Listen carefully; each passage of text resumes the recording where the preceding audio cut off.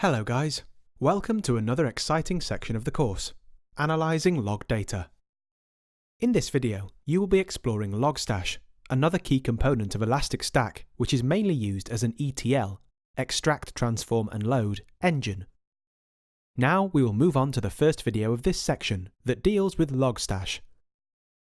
Let's begin with what is Logstash. It is a popular open source data collection engine with real-time pipelining capabilities.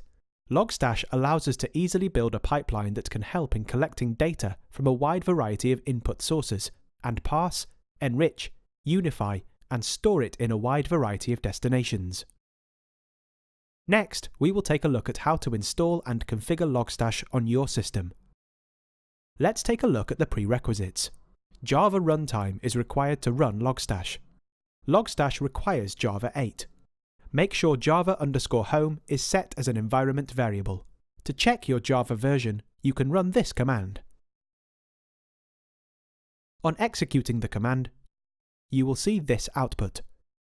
For Java, you can use the official Oracle distribution, which you will find at this link, or an open source distribution such as OpenJDK. For that, you can browse to the official website of OpenJDK.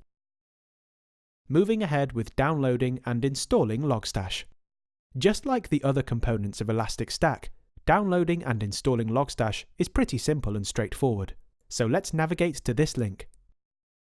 And depending on your operating system, you can download the zip or tar file as you can see on the screen. Currently, as we are working on the Windows operating system, we will download the zip file. Unlike Kibana, which requires major and minor version compatibility with Elasticsearch, Logstash versions starting from 5.6 are compatible with Elasticsearch 6.x. The compatibility matrix can be found at this URL. Now, let's unzip the downloaded file. Once unzipped, we will navigate to the newly created folder. Before that, we will clear the screen and then navigate to the folder named Logstash 6.2.4. The Logstash installation folder will be referred to as Logstash_home. Logstash requires configuration to be specified while running it. Configuration can be specified directly as an argument using the -e option by specifying the configuration file using the -f option or flag. Using command prompt, we will navigate to the bin folder under Logstash_home directory.